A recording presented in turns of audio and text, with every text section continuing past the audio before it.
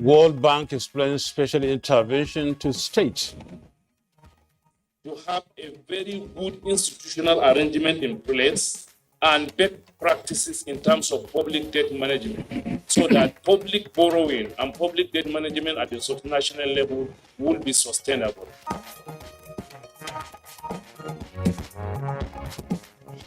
National Tourism and Transportation Summit underway in Abuja.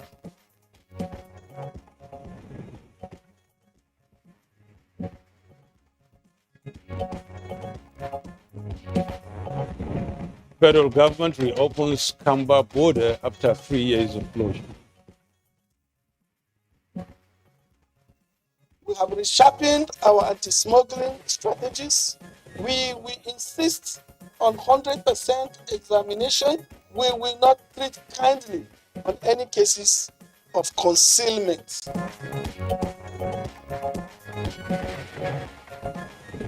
On Good Morning Nigeria today, we shall discuss the Imo illegal refinery explosion, plus the just concluded World Tourism Organization Global Conference.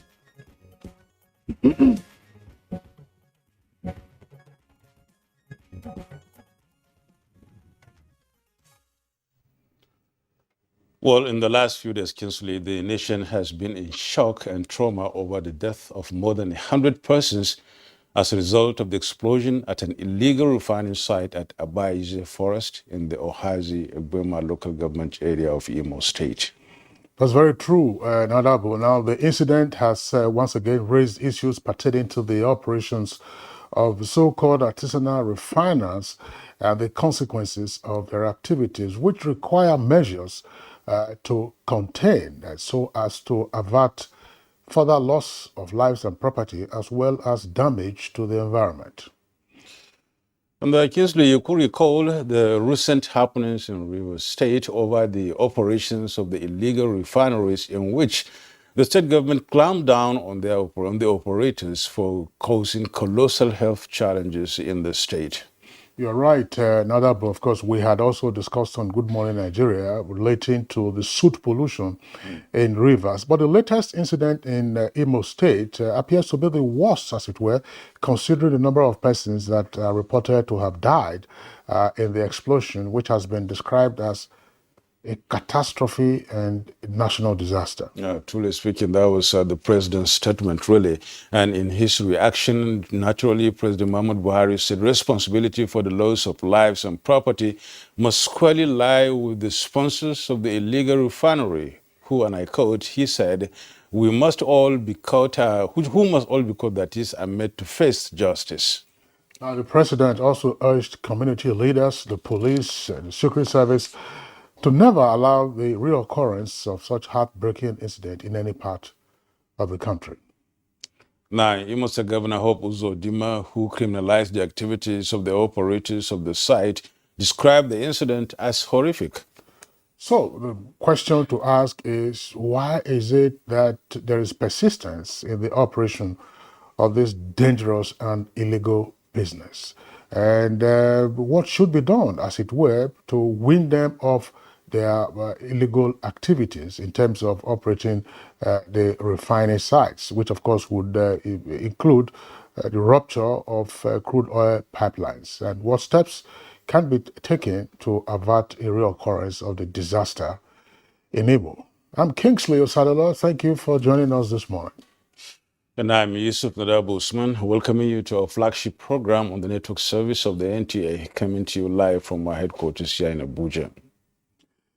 Honorable, that's not the only topic we shall be focusing on this morning. Earlier, we had indicated that the just concluded summit or conference of the Global Tourism Organization will, of course, be getting details of what transpired at the Tourism Global Conference. And we will have guests who will, of course, do justice to matters arising from the outcome of that conference. And as always, we shall serve our complimentary segments, which include newspaper review and others. And for now, let's join Ifeoma Ojinta with the morning news. Good morning, Ifeoma. Good morning, Nadabo and Kinsley. Here is the morning news. Officials of the World Bank assisted states' fiscal transparency accountability program have been speaking about factors surrounding the $1.5 billion facility shared to states of the Federation. National coordinator of the program, Mr. Stephen Okon, says it was initiated to ensure maximum utilization of funds in the best interest of citizens across the country. This was disclosed at a workshop for members of the Finance Correspondents Association of Nigeria in Abuja. To carry out budget engagement sessions where citizens contribute to the budget and government accommodates these contributions within the budget. To have a very good institutional arrangement in place and best practices in terms of public debt management so that public borrowing and public debt management at the subnational level will be sustainable. 30,000 Nigerians are to undergo training on information and communication technology within the next 3 years. 300 Huawei academies are also being instituted in some Nigerian universities. This is the outcome of a memorandum of understanding signed between the federal government and Huawei Nigeria some time ago. Minister of Communications and Digital Economy, Professor Issa Ali Pantami, was at the launch of the training program in Abuja. Also become entrepreneurs on their own. When they get a job, you don't need to train them again. They hit the ground running. That's one of the major things for the federal government of Nigeria through this cooperation. To fully harness potential of the African Continental Free Trade Area in tourism, member countries need strengthened standards and policies within the region to enhance partnership of exportable products. This took center stage at the 2022 National Tourism and Transportation Summit and Expo in Abuja. Provide the policy and regulatory framework that would enable the private sector investors to thrive with a view to ensuring good return on investments. Without the collaboration between the public and private sector, we cannot have a thriving economy. In compliance with the federal government's directive, Kamba border in Kebbi State, considered one of the most strategic in the country, has been reopened amidst enthusiasm by all key stakeholders. With these developments, the suspended commerce and trade between the neighboring West African countries and Nigeria is now fully back. Sharpened our anti-smuggling strategies. We insist on 100% examination. We will not treat kindly on any cases of concealment. Enhancement of Nigeria's security, for which we supported the federal government for her decision, in spite of the pains we have gone through. African Union Development Agency has commenced drafting of a national program of action that will address challenges that were identified in the course of Nigeria's second African peer review process. Let us put in our best and together we can achieve African Nigeria and happiness. This workshop is to produce the next national program of action. And these are the process to look at what we have existing already and look at what the reports of the review said, be able to harmonize it to one single document, being a framework for the implementation of the outcome or recommendations or observations made on the second country review report. The National Drug Law Enforcement Agency, NDLEA, has arrested a billionaire drug baron behind the 3 billion naira tramadol deal involving the embattled suspended Deputy Commissioner of Police Abba Kyari-led Intelligence Response Team IRT, Chief Afam Malison Emmanuel Ukatu. He was nabbed on board a flight to Abuja at the Murtala Mohammed International Airport, Lagos, on Wednesday, 13th April, following his alleged involvement in importing large consignments of different brands and high dosages of tramadol hydrochloride ranging from 120 milligram, 200 milligram, 225 milligram, and 250 milligram, which are considered illicit. The suspect is believed to own pharmaceutical and plastic manufacturing companies, which he uses as a cover to import illicit drugs into Nigeria, in addition to operating 103 bank accounts, most of which are used to launder money. NDLEA says Ukatu came under watch last year after 5 cartons of tramadol, 225 milligram, were seized from his staff on 4th May 2021 and sold to undercover police officers from the then Kerry-led IRT of the Nigerian Police Ikeja Leaguers. The price of a carton of tramadol was negotiated at 17 million naira each, as against the then black market value that ranged between 18 million and 20 million naira a carton in Lagos. Now to politics. The controversy generated by the emergence of the former president of the Senate, Bukola Saraki, and the governor of Bauchi State, Senator Bala Mohammed, as a proposed PDP consensus candidates for the North is not over yet, as PDP stakeholders from 19 northern states and the FCT distance self from the said agreements.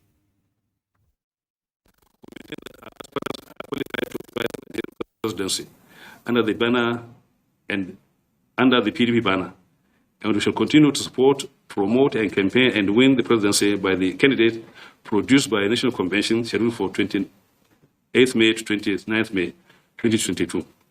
We appeal to all aspirants to be more temperate in their utterances and work to promote harmony and better understanding within the PDP family. The aspirants have informed us that they are discussing among themselves.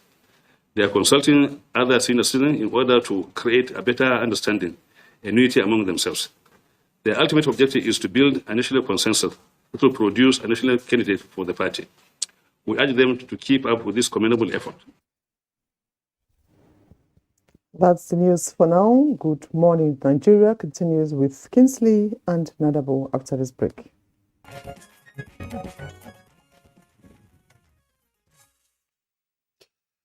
You're watching Good Morning Nigeria, reaching you live from the NTA. And of course, one of our complimentary segments is business. Kunle Adeyeye takes us through.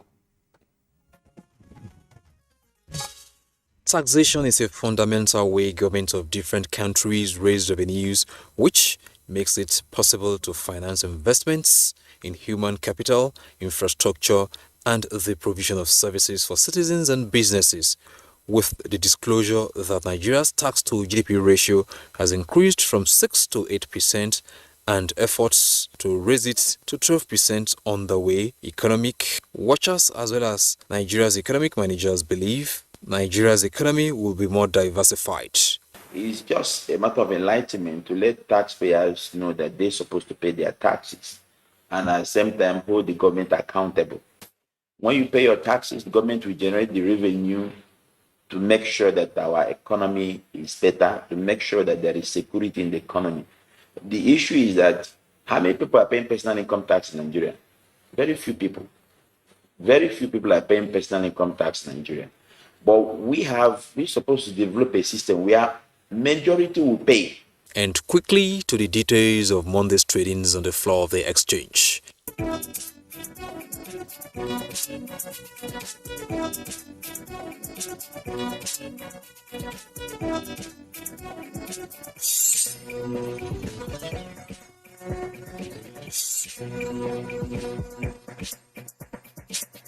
With business news, I'm Kunle Adeyeye. Thank you very much, Kunle, for the business package. Coming up next is Newspaper Review.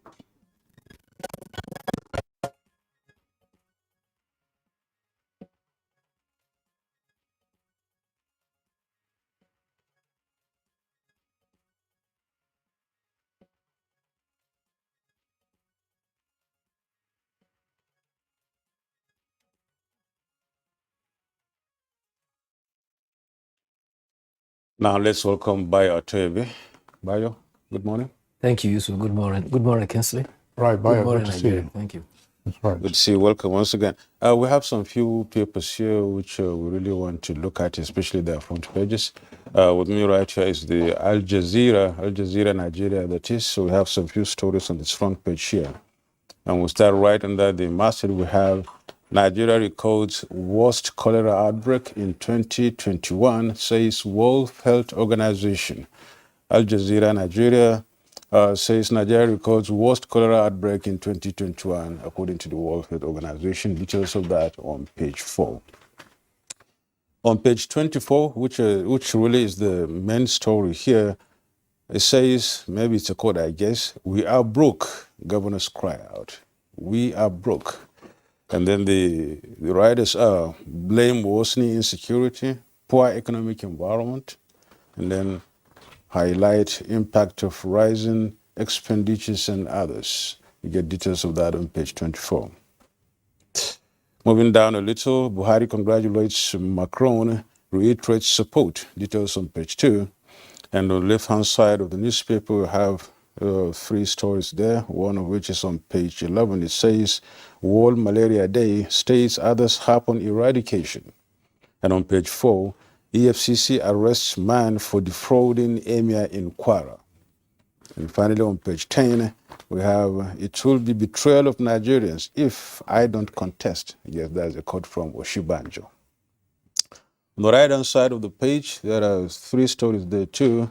We have 2023, playing politics with security, dangerous, as page 29. And then on page 12, court declines Amechi's request on alleged unlawful contract suit. And finally, on page 10, we have PDP uploads court sacking of Dogara. That's Al Jazeera Nigeria this morning, and these are the stories trending on its front page. Kingsley? All right, thanks a lot, Nadabo. I have the leadership newspaper as well as the Nigerian Pilot. Let's take some headlines from the leadership newspaper. Above the nameplate, Niger Court awards 1 billion naira against truck owners for blocking highway. Abakare, that's the kicker. NDLEA arrests drug baron behind 3 billion naira tramadol deal. And further down in the midsection of the paper, after President Muhammadu Buhari's order, security agents go after illegal refiners. That's on page 7. 2023 presidency, citing fairness, Southern Middle Belt leaders make case for Southeast. Go and put your house in order, Afenifere tells Igbo politicians. Northern stakeholders warn against pitting North against South. World's richest man, Elon Musk, buys Twitter for $44 billion. Reps postponed resumption of plenary. Police officer kills 2, injures others at Lagos party. Quickly, at the front page of the Nigerian Pilot, Northern PDP stakeholders disown Ango Abdullahi over consensus candidate. This is the Nigerian Pilot I'm talking about now. If you have it on the screen there, otherwise we take the conversation now from Bayer. But let's return to the Nigerian Pilot. Nigeria loses 10 persons to malaria every 1 hour. That's according to a report. Blitz story, queue behind Jonathan. Group asks APC presidential aspirants to queue behind ex-president Jonathan. Says former president is only aspirant with national acceptance. Insists his candidature will ensure APC's victory in 2023 presidential election. Urges APC NWC to provide level playing field for Jonathan to contest. Now, below the photograph, I'll drop my presidential ambition if Jonathan decides to run. That's according to Bauchi governor.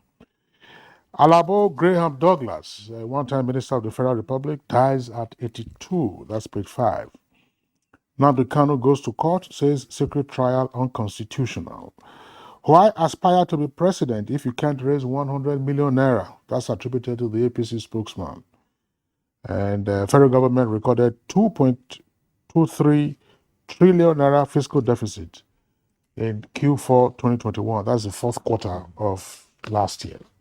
Bayo. Thank you. Let's start with what I want to describe as a human interest story. 4 children who were killed by electrocution where they were occupying a metal container. High power electric cable has snapped, fell on the container, and unfortunately, they were electrocuted. They were rushed to the hospital. Unfortunately, due to such shortage of oxygen, only 2 of them were able to survive. One girl was able to walk away and talk.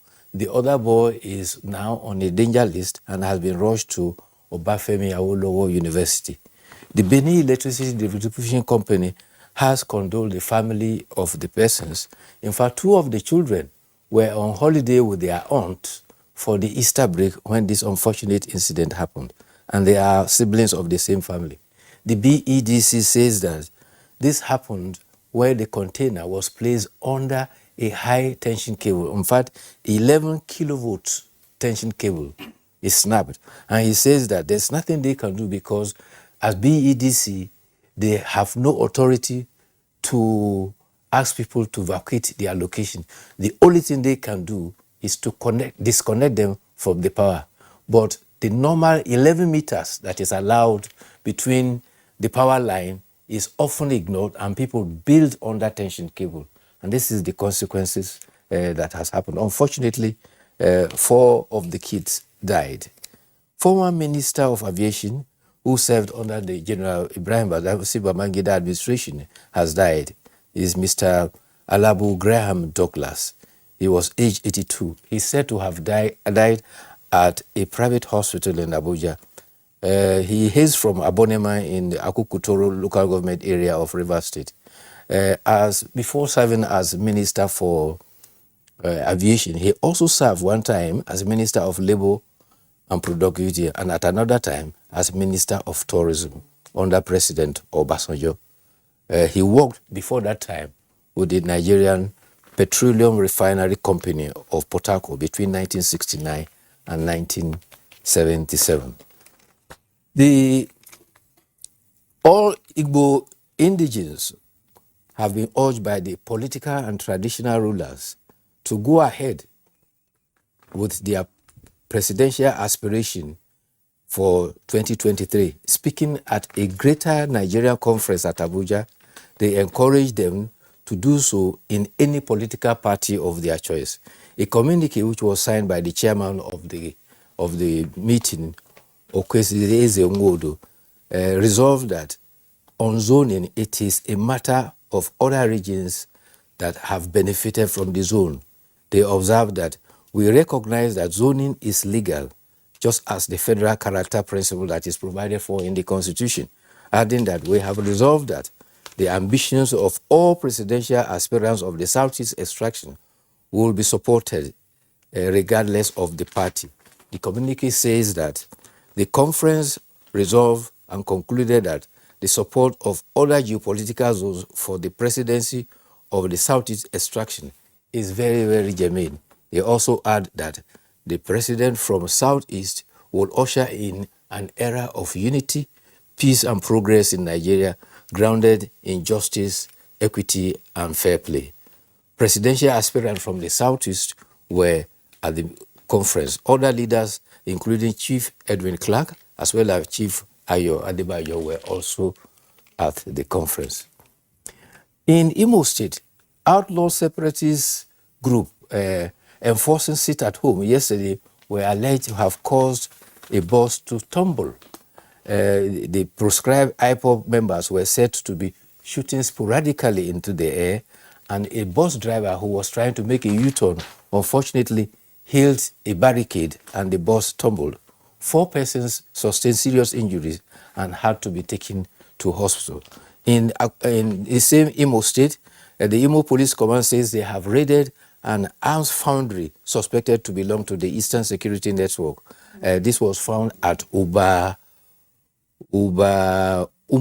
in Njaba local government area of Imo State. Improvised explosives as well as potassium nitrate are among the items recovered. And across in Anambra State, the police have declared 12 members of what they describe as outlaw IPOB members wanted over alleged killings, particularly recent killing in Isu Anyocha in Anambra State. The 12 persons had their names and their photographs published. Their age range between age 25 and 55 and are all natives of Isu Anyocha.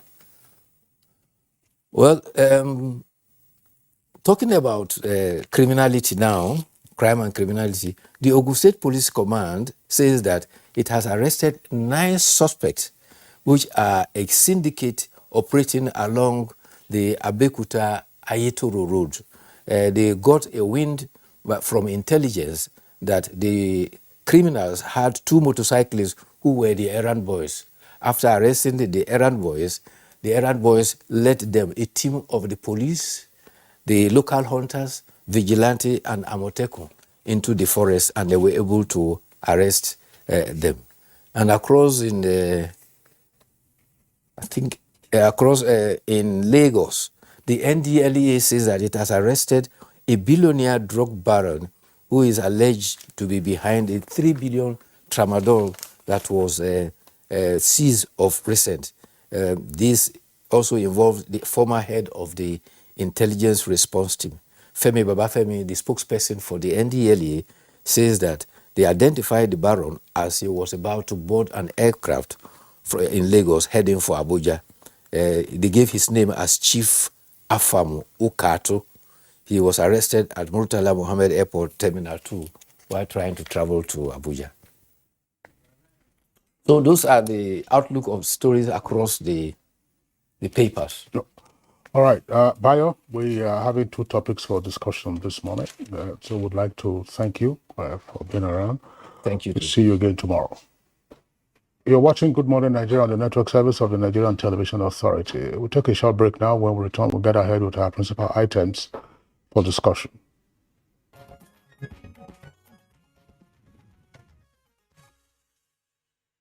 You're watching Good Morning Nigeria, and we're live on the network service of the Nigerian Television Authority. At the just concluded UN World Tourism Organization Global Conference, the organization's Secretary General announced the offer of 100 tourism scholarships to Nigerians. The Minister of Information and Culture, Alhaji Lai Mohammed, received the good news in Madrid, Spain, during his official visit there recently. Now, the Minister and the Secretary General of the UNWTO also signed the hosting agreement for the first UNWTO Global Conference on Cultural Tourism and Creative Industry, which will be held in Lagos in November this year.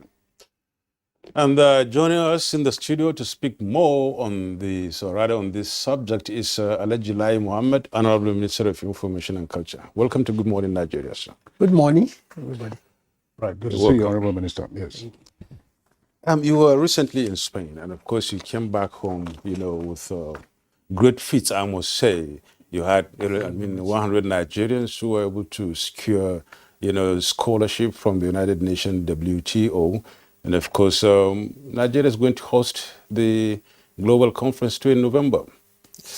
Let's start with the first things first, why Nigerians are really very much interested, the scholarship thing.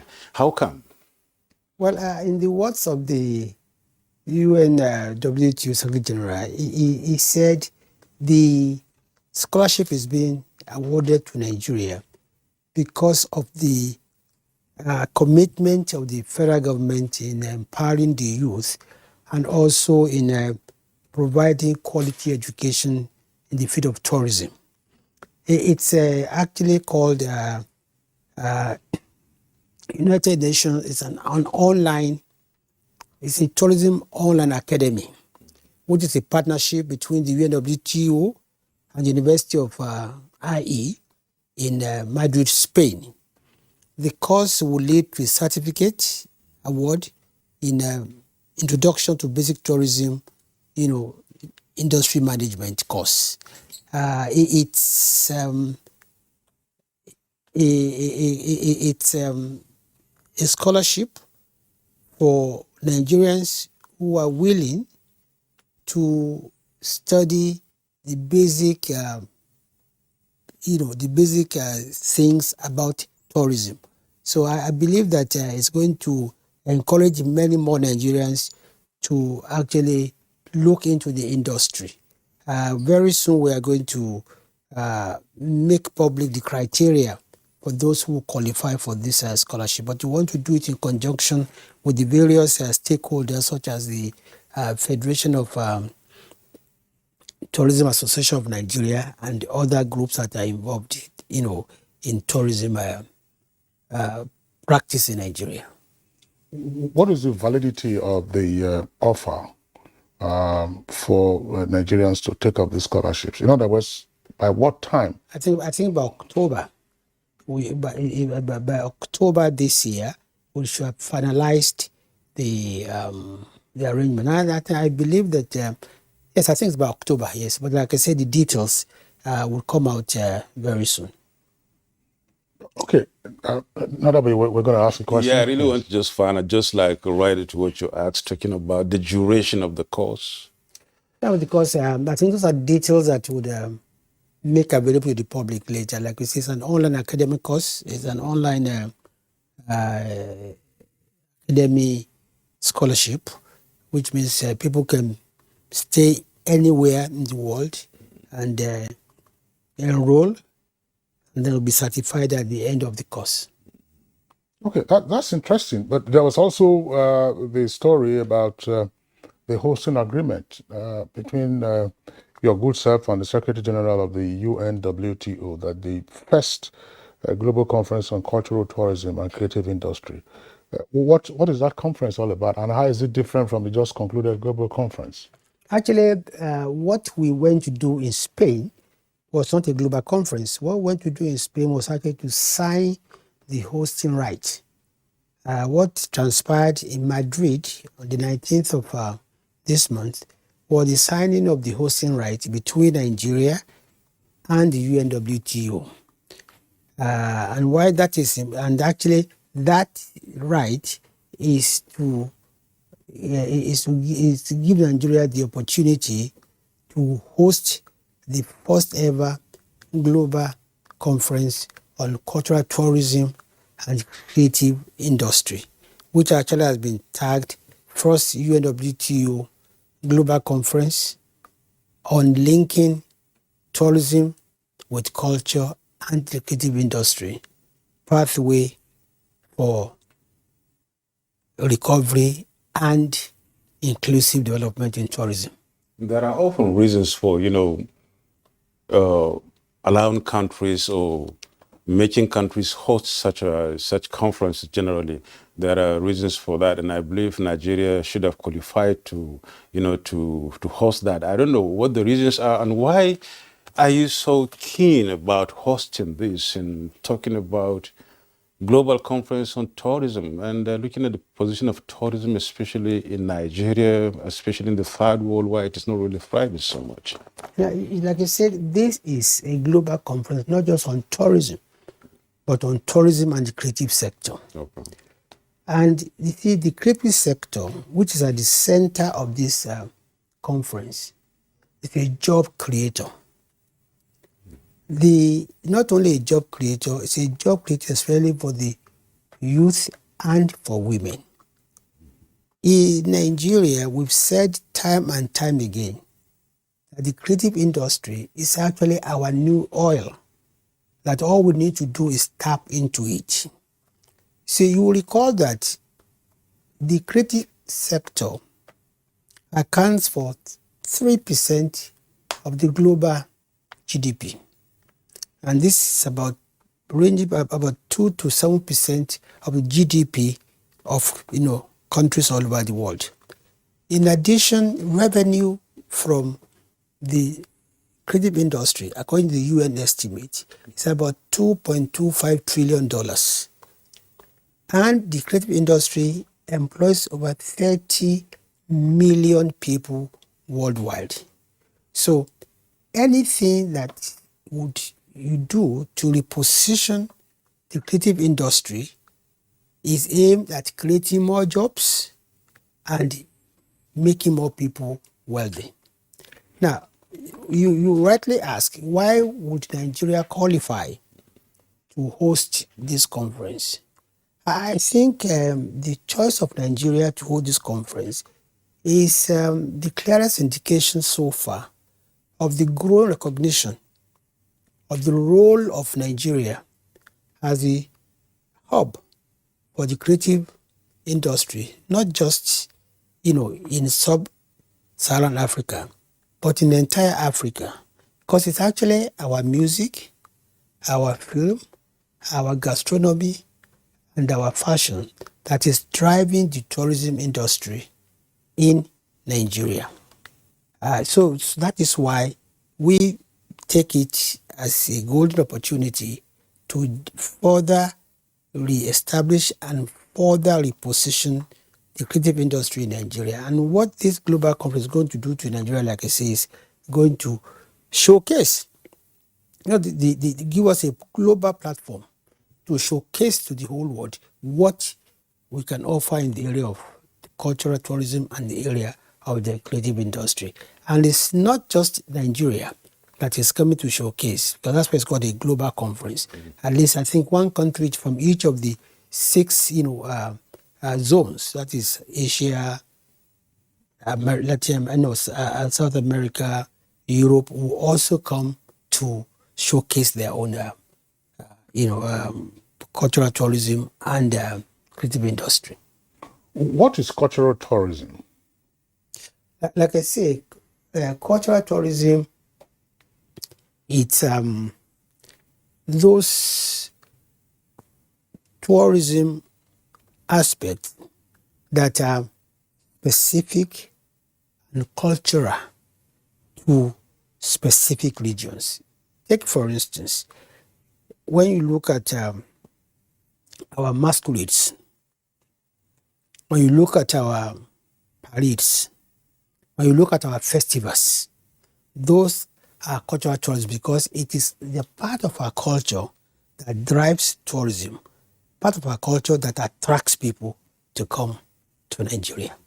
When you talk about, the creative industry being the new oil in Nigeria, that sounds really good. And of course, it's heartwarming. And furthermore, you said 3% of the world's GDP is derived from that. And you went down with some figures too, $2.25 trillion as a cream from that, and of course, 30 million employees worldwide. And you break that down to us in relation to Nigeria and see the position of Nigeria in these figures? Well, I think the position of Nigeria is not quite different. I think the creative sector accounts for about 2.1% of our GDP. And after agriculture, is the largest employer of labor in Nigeria.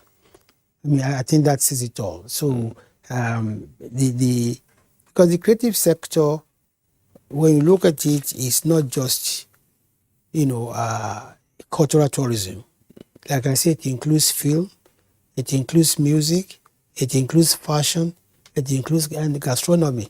And it's quite revealing that when we did a survey to look at the impact of the COVID-19 on the industry, about a year ago, we were pleasantly surprised to realize that fashion, for instance, contributes almost 2 trillion in revenue to our economy and employs, quite a lot of people. And the hospitality industry also employs over, 2 million people. So when you look at this industry and its contribution to the economy, at times it's a bit informal, but it's a huge job creator and a huge, revenue earner for our people. All right, thanks a lot, Honorable Minister.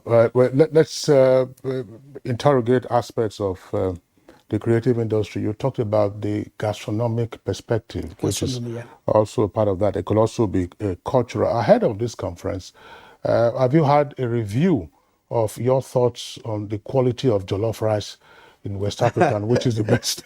Kingsley, I know you bring that up. You see, incidentally, we have more than jollof rice in Nigeria in terms of gastronomy. My favorite gastronomy meal is probably the Shekiri's specialty, which I think it's called something like cocoa. I think I can't really say the Shekiri name, but I'm told that what it actually means is that just as a fowl would never refuse corn, no husband will ever refuse that kind of meal. So it keeps the husband, faithful to the wife, and it keeps the family, together. So really, when you talk about gastronomy, it's not only jollof rice. I think Nigeria is full of so many other, delicacies that will make, that would drive tourism and attract people to come to Nigeria. But I don't know, not about. It's part of probably what we haven't fully explored. It's how to export Nigerian gastronomy to the rest of the world. Honorable Minister, I'm just wondering, because when you look around on the African continent, Nigeria is a top leader in terms of the variety of the foods and meals that we have. But outside, where you also have a large population of Nigerians in diaspora, you're looking for those outlets, on high streets. You're unable to find them. What is, I'm just saying now, this is not part of the conference, but what can be done to further promote that? You have corner locations. I'm sure when you were in Spain, somebody took you to a place where you said you can have Nigerian meals. But you want to have their signs, not something like McDonald's or otherwise. What can we do to further export, our gastronomical varieties to the rest of the world? Firstly, I think probably we are not looking well enough, because when I was in Madrid just last week, the question arose, and all we did was just Googled, and we were surprised at the kind of Nigerian menu that's available in Madrid alone. And the suya spots, are banned everywhere in the UK. So I think that the Nigerian gastronomy is already making its mark on the world, on the global map. All we need to do is encourage more entrepreneurs. But you see, don't forget also that there are different regulations in different countries that control, gastronomy. But in the UK, for instance, I know that there's virtually no Nigerian food you want in the UK you cannot even get. And like I said, this happened in Madrid just last week, and I was shocked at the addresses we were given, whether it's, is it Nkwobi you want or whatever. So if you try it again today and Google anywhere in the world and see for Nigerian food, you'll be pleasantly surprised. Honorable Minister, Kingsley, can we really say the same with fashion? Oh, our fashion has gone very global. Today, I know for a fact that Nigerian fashion designers are everywhere in Africa. They are at major shows. I think in Portugal, sometimes in October this year, 3 Nigerian, fashion designers are also going to, they are going to, exhibit their wares. Like I said, when you look at the fashion industry, generates about 2 trillion naira in Nigeria annually, and it might not be too formalized, but I think our fashion, the Nigerian fashion industry in the world is doing very well. It's made its own market. See, Honorable Minister, what you're saying is interesting. Whether it's the food business, even here in Nigeria. We have raised the question on Good Morning Nigeria. I wouldn't know whether my colleague and I were on set together on that occasion. This morning, other than those who are observing Ramadan, you will have a number of akara joints where people would have had their breakfast. Those operations, of course, are not formalized, and they are not captured by the NBS yes. in terms of data, Right. productivity of income, and in terms of also of expenditure. What can be done to further formalize? I know that there are various hubs to formalize aspects of cultural tourism, aspects of the creative industry, because the more formalized they are, the more access they will have, not just to markets, but also to finance, funding, equipment, and facilities. Yes, Kingsley, one of the major, takeaways from this global conference will be exactly what you are talking about, providing a global, platform for our gastronomy, for our fashion, for our music, for our films, so that we can expose them at the highest level, global level possible. And like the Secretary General of the United Nations World Tourism Organization promised, he says he will start a global, publicity campaign for this conference immediately, and they started, even the day we signed the agreement by, posting it on the website of the UNWTO. So it's one of the things that one of the major gains of this, global conference will be precisely putting on a global, platform our fashion, our music, our industry. From that, conference, we will expect many, artists to sign, contracts, will, tours, to sign for tours, and our films to be, exhibited in other parts of the world. So, and that is why what is unique about this conference is that it's not going to be your normal run of the mill conference.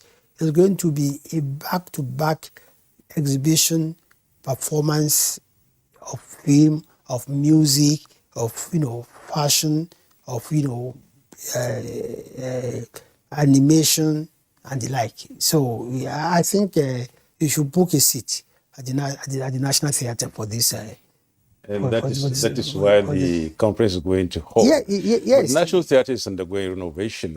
What assurance can you give us about, the completion of that? And of course, the National Theatre, which was built in 1976 to host the 1977 Festac, regrettably had fallen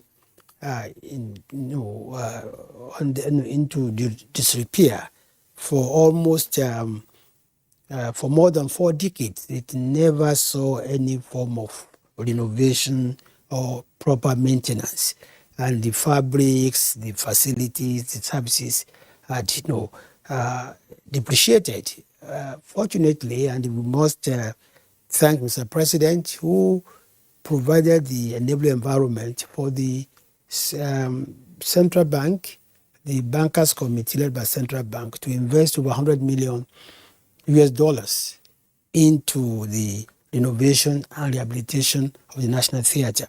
So we are very confident that by November, when we will be hosting this conference, we would have renovated and rehabilitated the National Conference to a world-class event center. But what is going on at the National Theatre is not just renovation and the refurbishment of the National Theatre. The entire complex is going to become, a creative entertainment center, because the bankers committee have also decided to add 4 hubs: a hub for fashion, a hub for music, a hub for IT, and a hub for film, so that there will be synergy between these industries. And then when that happens, the complex will now become a complex of National Theatre, which will remain National Theatre, the hub for film, the hub for music, the hub for fashion, and the hub for IT. And I also want to take the opportunity to express our gratitude to the bankers committee, because there was no way, working with our budgetary provision, that we could have done this, in 10 years. I think the provision of about $100 million to invest in the creative industry, it's an achievement for this administration, and we want to thank the bankers committee led by the central bank governor for this, and also, of course, the Lagos State government, which is doing everything possible to also assist in making this dream come true. On the part of Lagos State government, they are working with the experts and also with the Federal Ministry of Environment to ensure that there's proper environmental management, in the development that is taking place. In particular, the Lagos State government is investing money to restore the Putimeta Creek so that the water within that wetland will be cleaned, and then they will now restore the flora and the fauna of the area. In addition, the Lagos State government is investing a lot of money in reclamation and also in dredging of the surrounding area. Because if you are familiar with the National Theatre, you will see that it's actually about the lagoon. In addition, the Lagos State government is also investing a lot of money in ensuring that the blue line, that is blue line, the rail, has a terminal at the National Theatre, which of course is going to help in easing of traffic into and from the National Theatre. So what is being created around that National Theatre is an entire, different, environment. It will, when completed, it will consist of not just the National Theatre and those 4 hubs, a welcome center, a modern police station, and the fire station at the same time as a 500 capacity car park. So what the development going on in the National Theatre complex is amazing. Okay, you said National Theatre repeatedly, and yet out of Spain, when you were in Spain, there was a news report that you had announced a name change of the National Theatre. No, I think that that controversy is just a storm in a teacup. What we said in Spain was that the development within the National Theatre complex, because when you have a National Theatre standing on its own, refurbished, renovated, and you also have a hub for music, another signature, hub for fashion, another one for information technology, another one for film. You can't call all of them National Theatre again. It becomes a complex. So that complex, the entire complex, will now be known as the Lagos Creative and Entertainment Center, comprised of National Theatre, which will always be National Theatre, and those other 4 hubs. But when you come out of this, from National Theatre to Lagos Creative and Entertainment Center, are we not really, demeaning the name from the national outlook to something like sub-regional outlook? On the contrary, you are saying this area is a creative and entertainment center comprising of a National Theatre and 4 other hubs, which are all part of creative industry. Because what you do in those hubs is you build capacity, you record music, so that our artists will not have to be going to South Africa, going to other places in the world for them to shoot films, or for them to, they might go to shoot films outside, but at least processing the film, editing the film can be done in Nigeria. The same time with the recording of our music. And then we have noticed a skill gap in our fashion industry. That is what is going to happen in that hub. So really, the nomenclature of the Lagos Creative Entertainment Center does not take away from the national outlook or the fact that National Theatre remains National Theatre. On the contrary, it complements the National Theatre staying there. Well, the Bankers Committee is given $100 million to get this things done. What's the role of the Lagos State government in this? Oh, that's what I've just explained. Yeah. Lagos State government is responsible, one, for reclaiming and restoring the Putimeta Creek. Okay. And they are responsible also for ensuring that there's environmental management in the entire area. Lagos State government is also investing millions of naira in dredging and reclamation of the area. At the same time, they are working, they are also, this transportation interconnectivity, which will make it possible for people to access the National Theatre by rail from any part of Lagos, really on the Blue Rail. In addition, experts and members of staff of Lagos State government in different agencies who are, specialists are also part of the technical committee of the of the project. So Lagos State government is indispensable, and they are giving a lot invaluable, support for this project. I know that this has been on for a while now, which means that work is already ongoing in terms of the expenditure of the $100 million dollars. But I'm just concerned because you talk now about dredging and reclamation. Anyone who is familiar with the National Theatre complex would know that it was designed and constructed to accommodate those natural water courses. Exactly. So I'm wondering, is it a matter of dredging and reclaiming and turning it into dry land, or ensuring that those brackish waters are cleaned up, and perhaps you introduced water rafts? That's exactly what I said. I said Lagos government, the state government, is working to reclaim the Eputimeter Creek, thereby getting the water within that wetland cleaned and restoring the fauna and the flora in the area. Secondly, why are we doing dredging and reclamation? Because we want to build 4 new hubs within the complex. As a matter of fact, they are one of the 2 biggest hoppers in the world is already on site in Nigeria today to commence that work of dredging and reclamation, because it's a huge job.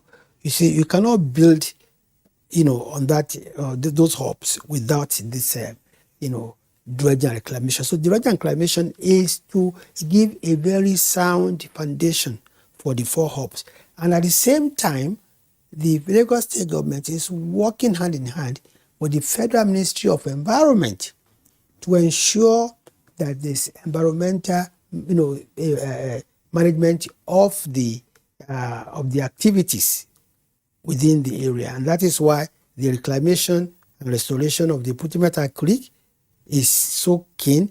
When the water is clean, not only will it restore the flora and fauna, but then you can have water games, you can have water activities within the complex. That's why I say it's not just National Theatre today you're talking about. You're talking about a creative and entertainment center. That's interesting. I would love to see the restoration, if you like, or the cleanup of the wetlands around the National Theatre complex, and introduce some swans and other things, so that whenever you get around there, you'll see what's going on. I remember attending some shows then at the National Theatre. Shalamar was in Nigeria, and Millie Jackson was around in 1981. This was Ben Bruce, who was promoting them. Were young men in those days. So and you forgot James Brown around. Well, James Brown was around in the late 60s. Ipitombi too. was Yes, Ipitombi. Yes, that was. They were also part of Festac, I believe. Ipitombi was part of Festac. Ipitombi was part of Festac. The National Theatre has actually, hosted, outstanding productions, not just in Nigeria but all over the world, in its glory days. And what we are doing now is to restoring to National Theatre to its glory days. Since the MOU was signed in the 14th of February 2021, we've had occasion to visit and inspect the progress of work. I think twice, myself, the governor of Lagos State, the governor of Central Bank, the Minister of Youth and Sport Development, we've been there. And we go there almost every 6 weeks to ensure that, work is going on. You simply can't, imagine the enormity of the work going on and what we need to do to get, National Theatre back to what it used to be. But we are very optimistic we'll get there. Thank you so much, Honorable Minister. We're looking forward to November. Kingsley, November, that is where we'll be in Lagos, sure, at least to, Well, the honorable witness minister another. said book a seat. So we'll book the seat through his office. And we also send the bill. So, but eventually, you know, when we went to Madrid, right, we actually had in mind 20th to 30th of November. Mm-hmm. But during this discussion, it came to light that the preliminary stages of the World Cup, you know, in Qatar, will be about that time.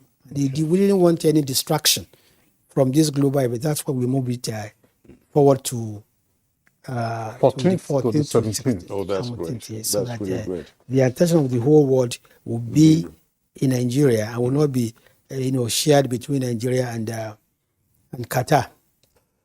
Great. Thank you so much, Honorable Minister Lai Mohammed, Minister of Information and Culture. And of course, looking forward to, attending really the new first track, if I may call. So that's a new one in November 2022. Yes. It's our pleasure. Thank you very much. You're watching Good Morning Nigeria. And of course, this is our first topic for the day. We shall take a break now to continue with the second topic any moment from now. Stay with us.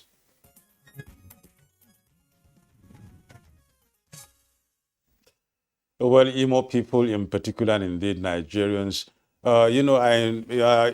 still in a state of shock of the explosion that claimed the lives of over 100 persons at an illegal refining site. Garba Nata'ala has the report to serve as a backgrounder for our discussion in the next segment.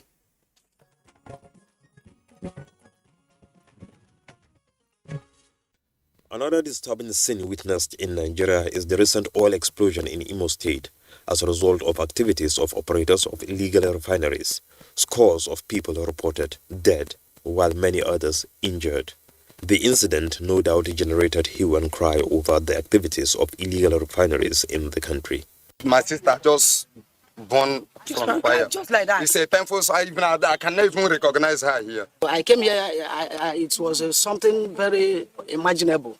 Reacting to what he described as a catastrophe and a national disaster, President Muhammadu Buhari ordered security agencies to clamp down on illegal refineries and urged community leaders as well as the security agencies to forestall future reoccurrence. Imo State Governor Hope Ozodimma described the incident as horrific.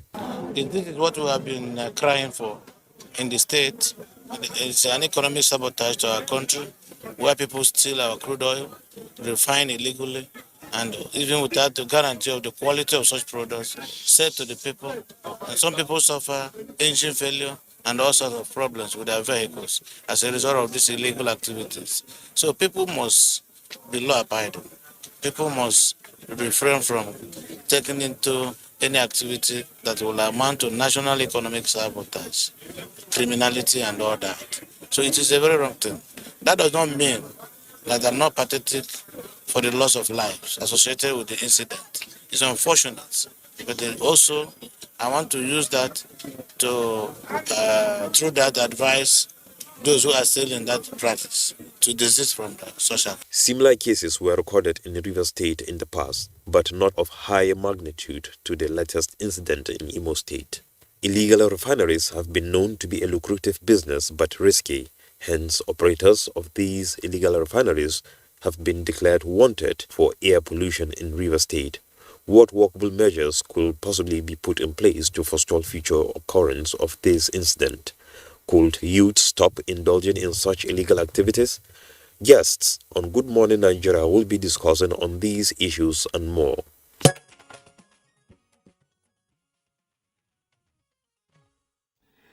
All right, thank you very much, Garba Natala, for that backgrounder.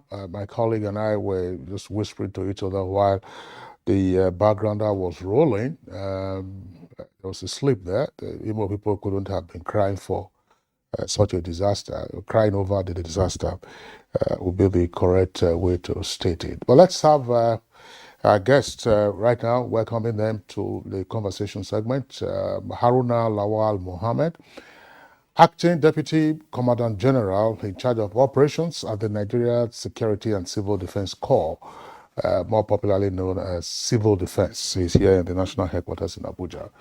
Pleasure to have you on Good Morning Nigeria. Good morning, Nigeria. We also have with us in the studios Alhaji Ojedokun Lateef Babajide is an officer of the Independent Petroleum Marketers Association of Nigeria, IPMA, is in fact the National Treasurer. Pleasure to have you this morning. Good morning, Nigeria. Okay. And also joining us via Zoom from Owerri is Naji Fenyi, Head of Operations, National Emergency Management Agency, NEMA. Welcome to Good Morning, Nigeria. Thank you for having me. Good morning. All right. Mr. Naji Fenyi, let's begin the conversation with you. It's a horrific sight to behold, seeing the charred remains of persons who died as well as the environment that was obviously affected by that disaster. What do we know at this time about the body count and other losses? Yes, as of good morning. As of this time, and we have a total number of 110 of deaths as a result of this explosion.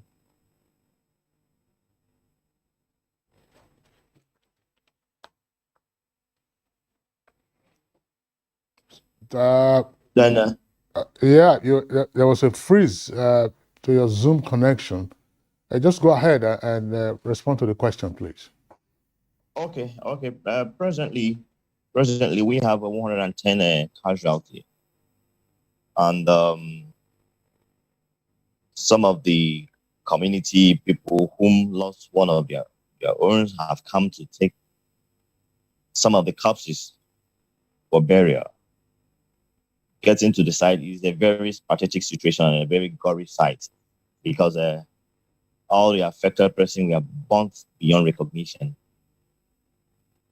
So, as of yesterday, the bodies of those that have not been claimed littered around the site has been put together for possible mass burial by the state government this morning, and which after the entire area will be fumigated to avert any possible epidemic. Tell us something about the geography of the site of the explosion. We know that the vegetation has been denuded now on account of the huge fires that occurred there. But how, the geography of the place, is it easily accessible or is it a remote location? The site is not easily accessible. It's at the middle of a thick forest in Abuja community. If you don't have any business there, you will not know that such illegal activities goes on there. So it's an isolated area. We know that, of course. I mean, you are doing the mop-up of the victims, but if that is an isolated area, it's curious that 110 persons could have been in that locality. And we understand the incident occurred in the night. What do you know about the presence of such large numbers of persons at an isolated location and at that hour of the evening? And the explosion occurred at the peak of the business. A lot of people do come there for such illegal activities within and outside the area. Some do come from as far as Rivers, Bayelsa, states around Imo State do come there for such business. So at that moment was at the peak of that illegal business. A lot of people were there for so many business, those waiting for their turn, those to resell their own refined product. So it was like a marketplace, and it was at the peak of that business day before the explosion occurred. That was why the high magnitude of casualty was recorded. Okay, thank you, Naji Fanny. We'll get back to you later if we are lucky you'll still be there. Let's come back to the studio now and then maybe get some responses from our guests right here. We have, Alhaji Ojidokun Latif Babajide, National Treasurer, Independent Petroleum Marketers Association of Nigeria, IPMAN. Alhaji Latif, from what we heard Naji say, such locations, especially where this very incident took place, is a very remote one, and of course deep into the forest, a very thick forest for that matter. And imagine the number of people going there for business and of course working in that place. And there are, these are activities that must be for profit.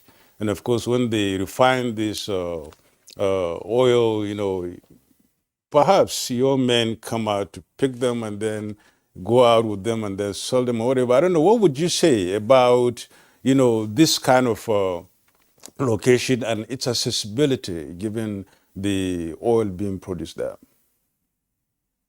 Thank you. Let me first start by saying a word of appreciation to the President Muhammadu Buhari, because he has done a lot of things in tackling this menace. And if you can see, most of the people that are patronizing these people, they are not our members. They are not IPMA members. That is why when Elder Chinedu Okoronko, the current president of IPMAN, came on board, on one of our visits to the president, the Nigerian president, we were charged to make to liaise with other security agencies in curbing all these kind of illegal things in petroleum industry. And we've tried a lot. We are in collaboration with almost all the security agencies in the land, trying to, because this kind of activity does not help IPMAN. It affects our business a lot. People that are patronizing them are those people that are, you can see there are a lot of petrol stations all around that are not registered. What is DPR and other regulatory agency doing on that? Where does these people source their whole products? So these are the questions that people ought to ask. Okay, Alhaji, thank you very much. You've raised some pertinent issues which we will interrogate later on in the course of the conversation. Let's bring in the Civil Defense Acting Deputy Commandant General. Clearly, this is one failure of security. What happened? Thank you very much. It's very, very unfortunate what happened in Imo. I was there. I came back from Imo yesterday on the spot assessment of what happened there. Well, the situation, as far as the issue of fighting illegal oil bunkering and vandalism is concerned, it's not that the security agencies are overwhelmed, but the problem is that if you study the situation very well, it shows that the illegal refinery operators are just the group of people that the way they operate and how they operate. You are having an illegal refinery right here today. In the next 30 minutes, they are moving to another place. The terrain are very, very difficult. They are moving to another place that you find it difficult to easily get information about how this even come about. But then with the new situation now and with the situation, because a particular area like the area we were talking about is a very, very difficult terrain, and security agencies are not spirit. We need somebody to give us information about the happenings within a particular area. That is some of the issues we're having. We don't, in a civilized society, people should be able to assist security agencies to see that they nip in the bud some of these issues. So to me, it's not a security failure per se. Rather, we are doing our best. The people that these things happens within their community, they should be able to own up and let us know that these people that are coming in, they are not from our environment. And then some of their children are part of it. They should be able to just point them out so that we will know how to tackle those issues. These are some of the issues that happens around there. You said you are just from Owerri, yes. And of course from on a sport assessment. And I would not want to really ask you about what you really saw because already Fenya has already told us about how the place is and the rest of them. But one important aspect you raised is the fact that these operators of illegal, refineries and doing this illegal business hardly stay in one place. They move. At the moment they've been spotted, they move because they don't want to be caught. With that information, how do you think would the communities, because you're now talking about communities who should be given the necessary information, how do you think would the communities be getting across to security agencies? Because these are always people that are new in environment, and whenever they get old and they're being spotted, they disappear again. Yes, thank you. If you look at it very well, in the olden days, when things were not bad like this, like this NTA now, if a stranger walks into this place, we will identify him. If you are very conscious of your environment and you know that you have a stranger or a strange face in your environment, you should be able to identify the person and report to security agencies immediately. Or you report to the community leader. If you are not part of that illegal business, you report to the appropriate authority who will now communicate the right people at the same time. So that is the area we are looking at.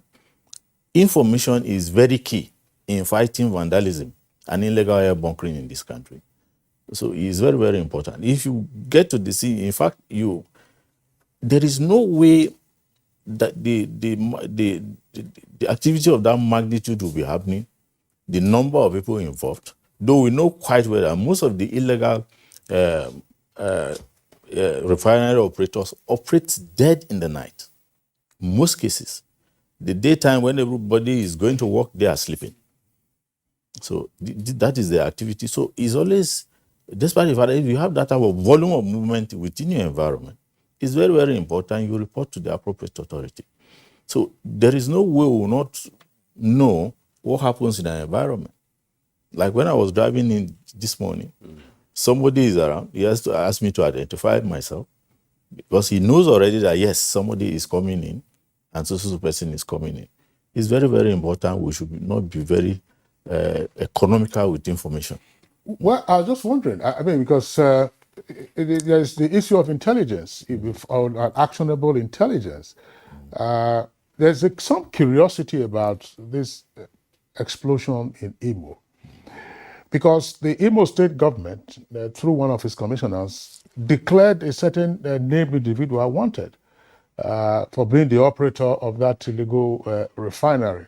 So, which means that the name of the individual wasn't hidden, and that the operation had been going on for a while. This morning, we were reading one of the headlines of the papers, that right now security agents, following the president's order, have moved to apprehend illegal refiners. Did the security agencies have to wait for the president to give them that order? Well, that is the headline of a newspaper. Honestly, the issue of a presidential directive has been there, is not today, maybe it's reinforcing it.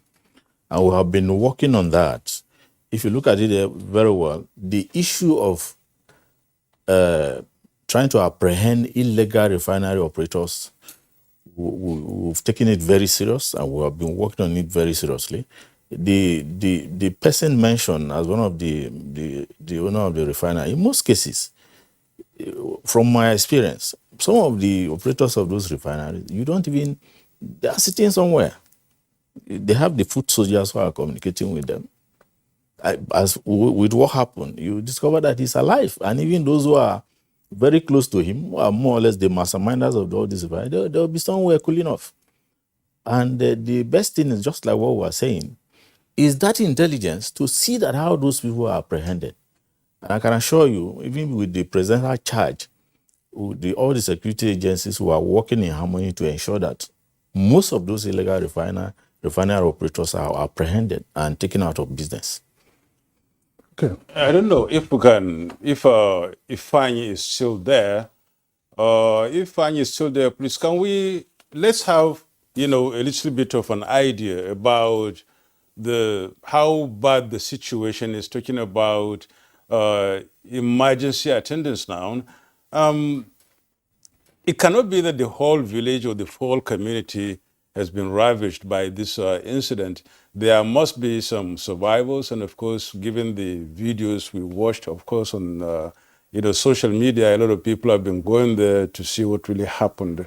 How is the emergency situation there? How are you managing the situation? Talking about those who were there and those who survived, and of course, those who might have been affected, and including the environment too. Yeah, all right. The affected are in different hospitals, not just one hospital. They are being taken in different hospitals, which the main thing we intend doing is to safeguard the environment today by giving a mass burial to those that are dead, those that have not been claimed, lying down at the site.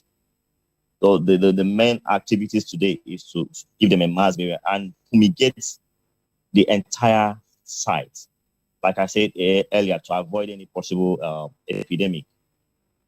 Then after this, we need to go around and to ascertain the actual number of those that are still surviving and any possible death that may occur, which we will still give out to the public. All right. Thank you, Naji. Fine.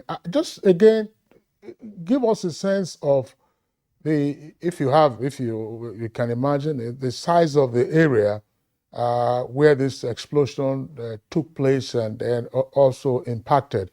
Can we use maybe a soccer field, that's to say a football field, maybe the size of 10 football fields, the size of XYZ, so that we have an appreciation of what the impact was? Well, I cannot actually give the circumference of the area, but it's a vast open field.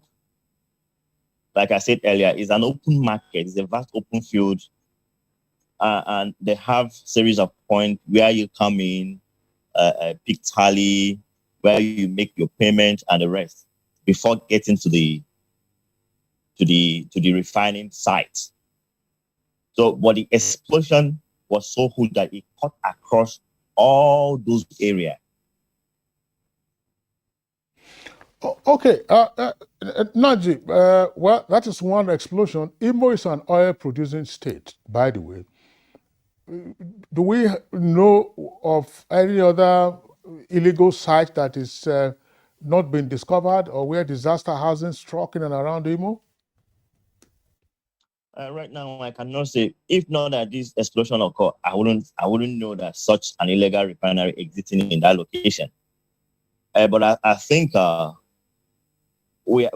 after mopping up the area and cleaning up the area, I think the state government and that of the federal have to come together and try, like Mr. President has already directed, to flush off all those illegalities in the area that it exists. I think that will, with this incident, it will give a rightful position for the appropriate authority to do something meaningful to eradicate these illegal activities because of the risk associated to it.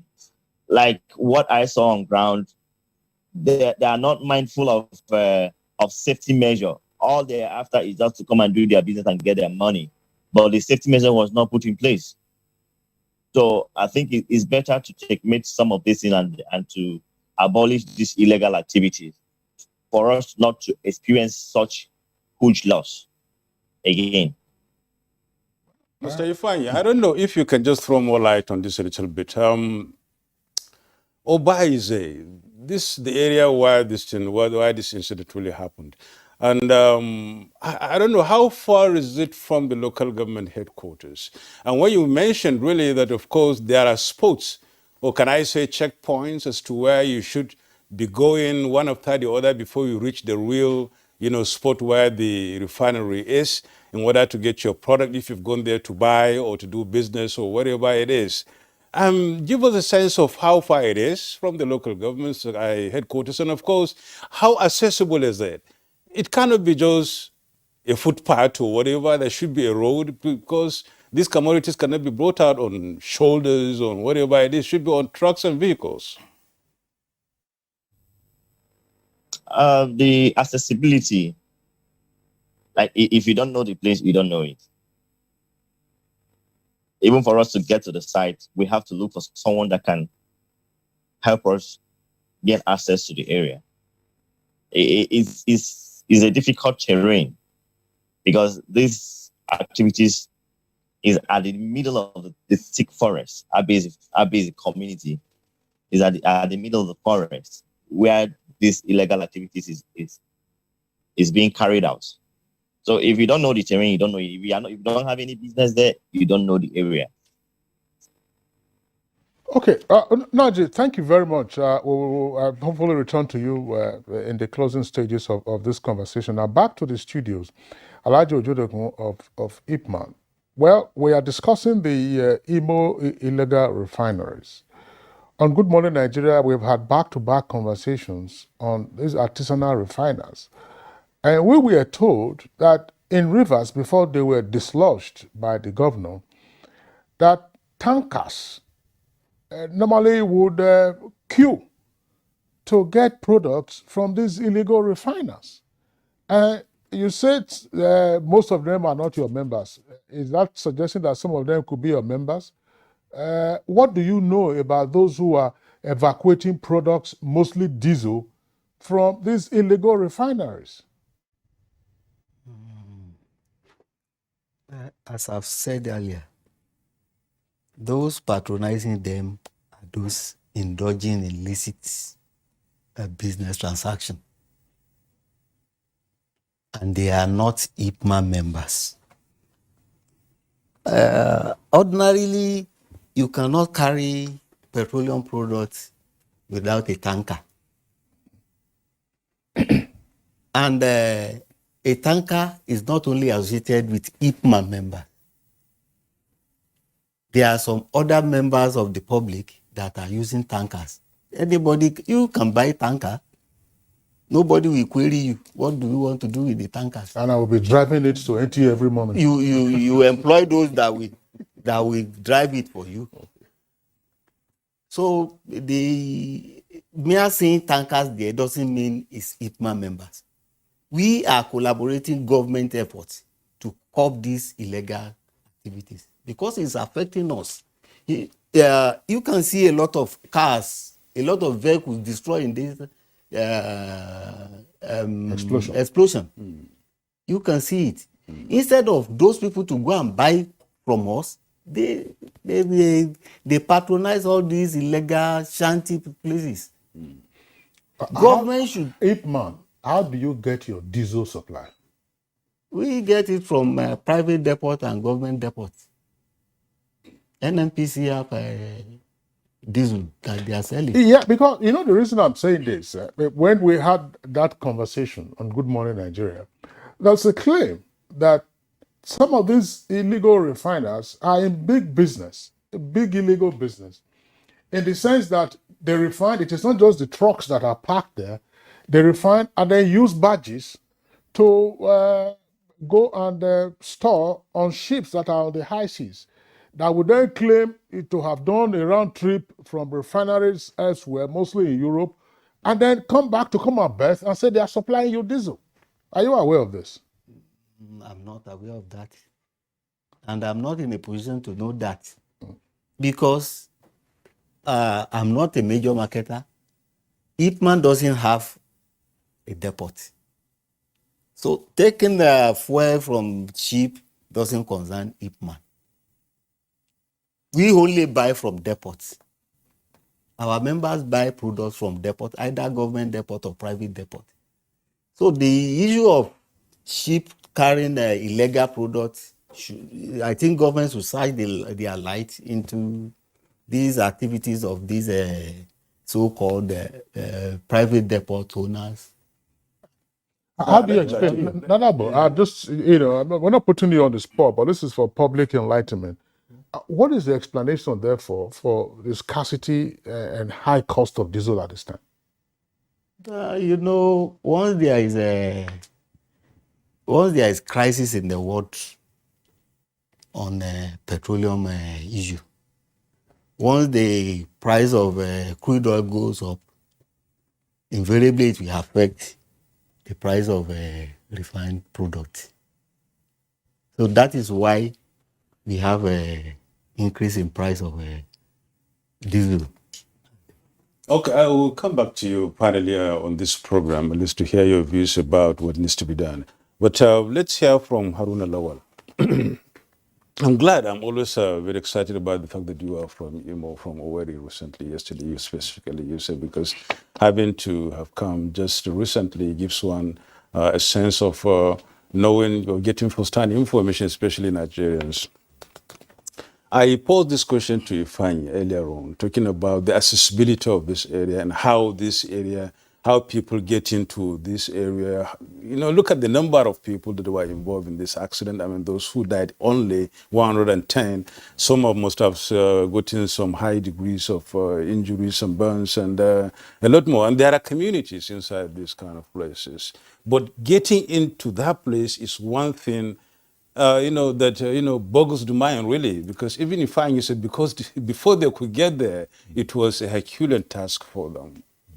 Is it a Herculean task for you to get, security to these areas?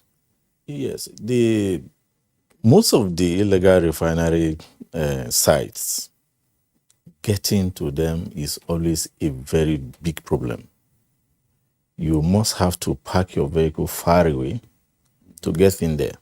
Secondly, is a security concern. Those of them who are going into those places, they know they have their own security. I must have to, on this program, not some of this information you divulge, but then if you are not part of them, it's a very serious security concern to get in there. And to get in there really is a problem. If you remember the last time I appeared on this program, I wonder sometimes, if not because I have studied the situation in most of these illegal refineries, you wonder how they move some of those tankers, some of those to those areas to do illegal refining.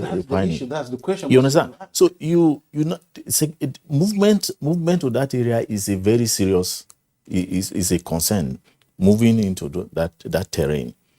So we keep wondering, and again, I discovered that some of the roads they used themselves, because you can even come around, at times you see them after passing, from my experience, they will do it in such a way that you don't even believe that there's a road in that place. Sometimes they will even fell trees to cover the road. But from our own experience, you try as much as possible to see how you can create road to pass. We've had instances where these people, that is why intelligence now comes in, where these people will now use, in the night, dead of the night, they will take something that will clear off the road for them to use so that the tankers can move. But then you will discover that those roads will be covered. Again. Will be covered. It's when they want to use it, they will open it. We have had those instances. There are so more other details that I don't want to divulge because for security reasons. So it's a very difficult terrain. At times you wonder how these people get to this place. Well, there's been the allegation, and I'm sure you must have heard this, of allegation, I said, of the complicity of security agencies. That these are offenses that have been committed in plain sight, In other words, these are not spirits. Even if they were operating in the night, security agencies are supposed to be operating 24/7. There are claims of complicity, and that they look the other way, allow this business to go on because they get their own cut. Well, of course, you are here with us in the studio. We'll take advantage of your presence to respond to these claims that are in the public domain. Well, in every society, we have criminals, and then we have criminality. And well, as a security agent, maybe I won't be able to rule out it completely that we don't have bad eggs among us. But their numbers will be very, very insignificant. I cannot rule that out from the security agencies that we might not have bad eggs. But I know quite well that if any security agent, security person get involved in illegal oil bunkering, he will be prosecuted like any other person who is an oil bunkerer or illegal oil bunkerer or a vandal. That I can assure you. Won't there be any ever since caught, especially security agencies in this figure? Well, to the best of my knowledge, I don't have that record offhand, and except I will try to still find out from now, I'm asking that because I really want to see the weight of the deterrent machine in your own establishments and some other security establishments that could just help curb these kind of activities with them. Definitely, if we have that type of people in our midst, definitely they'll be prosecuted. Definitely they'll be prosecuted. Well, from what you say, Acting Deputy Commandant General of Civil Defense, are the security agencies playing catch-up with illegal refiners? Because if the methods that have been used by the security agencies are methods that cannot stay ahead of these illegal refiners, detect them, their location, and put them out of commission, are security agencies playing catch-up? Are they saying that this is beyond them? Even if they are operating in the dead of the night, there's no way. You can't operate a refinery, whether illegal or modern, without there being smoke. Thank you very much. You see, illegal refineries and illegal bunkering points are being destroyed every day, by Operation Delta Safe, security agencies, other various civil defense, army, and every other agency. We are destroying illegal refineries every day. What we are saying is that there could be some other illegal refineries we will not discover. And some of these ones that are operating could be one of them. So the issue is that the moment we know of any illegal refinery based on our intelligence report, we'll destroy them and see how we can arrest the operators. So that of Imo that happened could be one of those we've not been able to discover. And again, with what is happening, we are intensifying our efforts, all agencies, to ensure that all illegal refineries are put off. And again, we've also charged our men, various state commands, to ensure that we work hand in hand with all the stakeholders. The stakeholder, this time I mean all the security agencies, the local community, the oil marketers, just like the issue he raised here. You see, it has become, we must have to regulate some of the things we do. You cannot just, everybody cannot just be in everything. If you have a regulatory agency, you have bodies that regulate, those issues will be regulated. The situation we are having in this country, that some of these petroleum marketers, just like you said, they are not regulated. So many of them. And the earlier the better, so that we'll bring them under one roof. It will help us a lot. If you know you are dealing with deep man, in the issue area of petroleum marketing, we know we are dealing with deep man. But we have a lot of other ones that are independent of each other. Just like he said, if you have your money, you go and buy a tanker, you put it in the market, you go and get your fuel from anywhere you want to go and get it from. This breeds.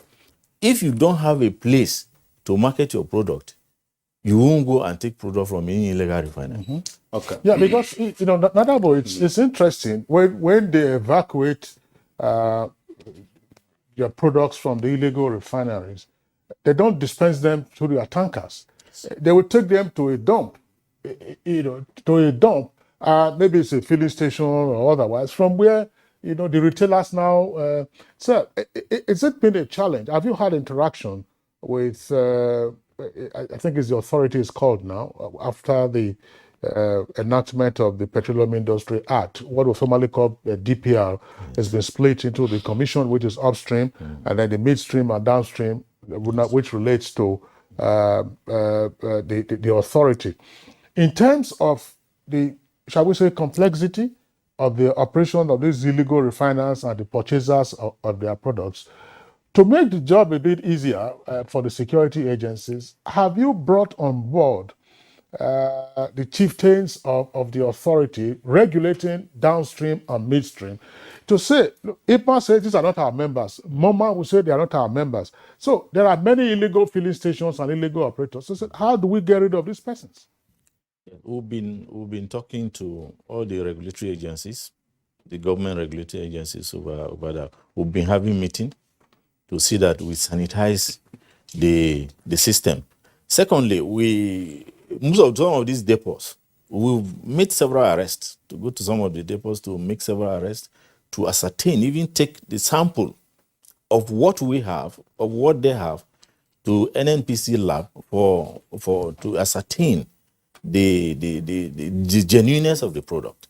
So we've been doing that. We are talking to each other. All the regulatory agencies, we're also talking to them to ensure that we rid the society of all this illegal oil in our system.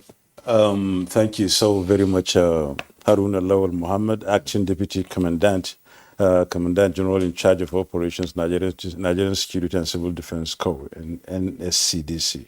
We thank you so much for being part of this program. And wish you all the best in this really risky, Herculean task of securing the land. Thank you very much.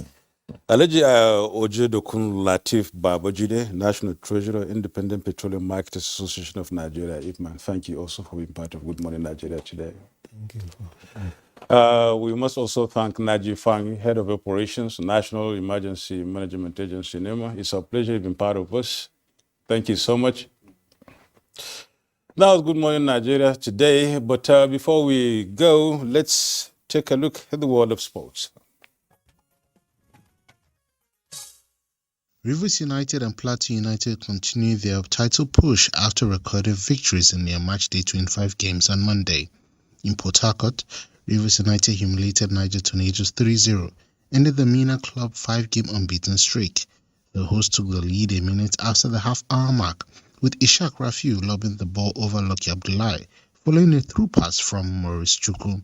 Eima Awaga added the second 2 minutes later. The former Kano Pillars forward stabbed home after he was teed up by Chijuke Akuneto. Conan Rafiu tapped in front of Nelson Zoa's assist 10 minutes from time after a beautiful counter-attacking move to make it 3-0 in favour of Rivers United. At the New Jos Stadium, Plateau United Pip had fighting Remo Stars 1-0.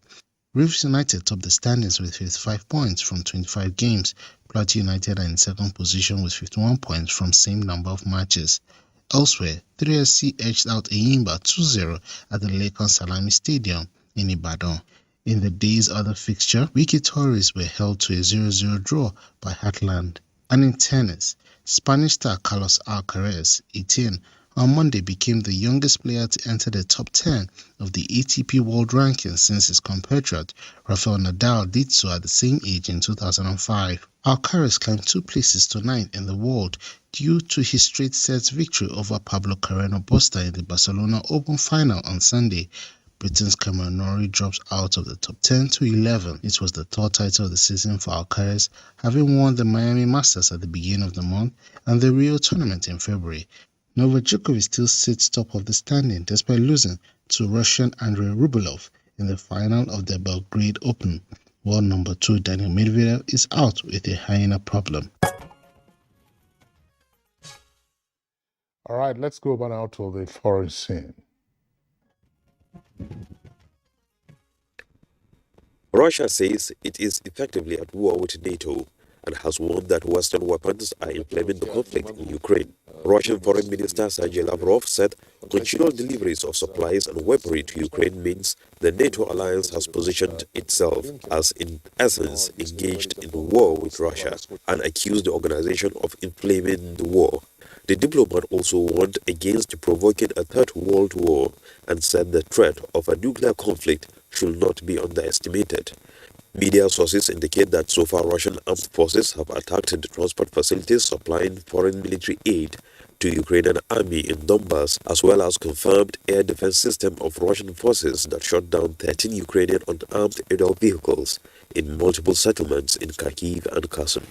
Meanwhile, UK bans more exports to Russia and cuts Ukraine tariffs. Britain said it has dropped tariffs on all goods from Ukraine while slapping a ban on some technology exports to Russia to help Kyiv in its fight against the Russian invasion. Responding to a direct request from Ukrainian President Volodymyr Zelensky, the UK's International Trade Department said on Monday it had reduced all tariffs on goods imported from Ukraine, including key exports such as barley, honey, and poultry. That's Good Morning Nigeria for today. We appreciate you for tuning in. The program returns tomorrow, same time, 7 in the morning. I'm Kingsley Osadolon. And I'm Yusuf Nadabu Suman. Do have a great day.